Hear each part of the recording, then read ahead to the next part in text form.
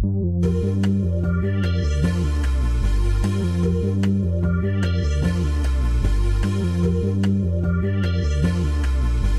everyone and welcome to Top Chat. My name is Matt and today I'm bringing you an opinion piece on plagiarism versus referencing.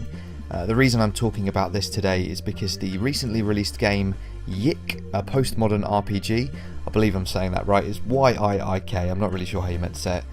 This game contains directly taken lines from the novel After Dark, which is a 2004 book by Japanese writer Haruki Murakami, and when I say directly taken lines, I mean quite literally directly taken. The lines aren't even slightly edited. The passage from the book is, "She narrows her eyes and looks at the young man standing there. He is so tall, she seems to be looking far overhead. Their eyes meet, the young man smiles." So that's the lines from the book, and then in the game, it's the very first chapter of the book I should say, and then in the game there's a character called Proto-Woman. She reads the exact same lines, I'm not going to read them again, don't worry. At some point in the game, the article I was reading never specified when. This was pointed out recently by a Redditor called Malphasia. It was picked up by some gaming news websites and reporters, so I decided to weigh in. I just wanted to give you some backstory on what's actually going on first. In the background, the video is just some footage from the game YIIK for you to enjoy. Don't worry though, it's copyright free, so there's no plagiarism here. I should also say before I go any further that we have had some contact from the side of the studio that developed the game, YIIK Studios, who have said, and the following is all quote, "The Proto-Woman character speaking the words from the novel is part of a distorted reality being presented to Alex. They're not a character from the regular, grounded reality Alex believes he knows. A regular person would have been written to speak with the intention and knowledge that they were quoting a book. Instead, the role Proto-Woman plays more like a pseudo narrator of After Dark. The idea is, Alex has read After Dark and his fondness for the novel is seeping into his reality with vocal and physical manifestations, calling his attention back to the passages of the book now living in his subconscious. In that context, we thought it would not be in character for Proto-Woman to cite that their words hail from Murakami's novel, since they don't have the awareness that their words are actually an excerpt from the book. Also, it was our intention for Alex to be utterly bewildered by the things he's seeing and hearing all around him. Certainly the YIIK player might realise these words are from After Dark, but we thought it would be difficult for Alex to consciously realise in that moment that he was listening to a direct excerpt of the novel." Okay, so their standpoint is that it's more of an homage to Murakami and that it was never their intention to rip off his writing.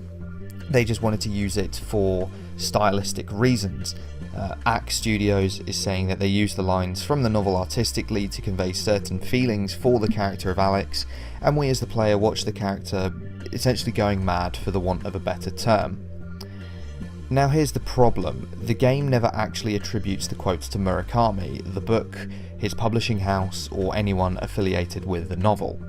I appreciate that what they're saying there is that they felt it wouldn't be right for, in the game, the character of Proto-Woman to say that yes, I am quoting from the book that the character loves, but I mean, it wouldn't have hurt really, would it? Without the retrospective comment on this, however, or on how it was meant to be used as a tribute to After Dark, there's two different types of people who are affected here. One is people who have read the book and will react as Redditor Malphasia did, calling the game out for stealing written work without permission.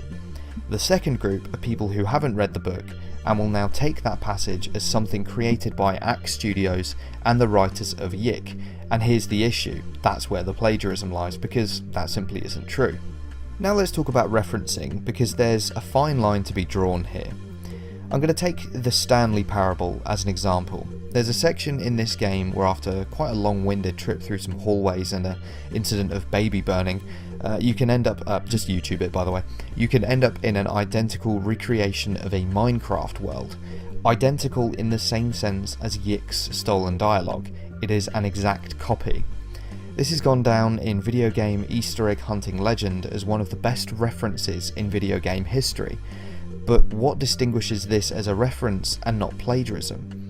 It's almost the same as YIIK, where one creator has intentionally copied another person's work for their own use, the only difference being that one is some text used as dialogue and the other is a game setting or a game world. Where do we draw the line between what is a reference to a piece of work admired by the developer and what is something that has been just outright stolen? Personally, I think it comes down to one very simple thing. Had the developers sought permission, which I'm sure it would have been given, this isn't a AAA game after all, and if their reasoning for the developers using the quote would have been given to Murakami, he would have likely found it touching, and then if they attributed the dialogue to the writer, be it in the form of the credits or, like I said earlier, weaving it into the dialogue of the proto-woman character, then this wouldn't have been a problem. All they really needed to do was get in touch with either Murakami or his publishing house and say, hey, we want to use some lines from the book because we think it's really good, it's interweaved in the story of our game, and it makes sense within the narrative. It's more than likely that the party on the other side would have said yes, because what's the harm being done here? Also, it's kind of like free marketing because it's another form of media using their work and they don't have to pay for it. It's kind of like a win-win situation. But what do you think about it? Is it plagiarism? Is it just an Easter egg? Is it a reference? Let us know in the comments below, or you can tweet us at TopChatPodcast. Thank you all very much for listening, and bye for now.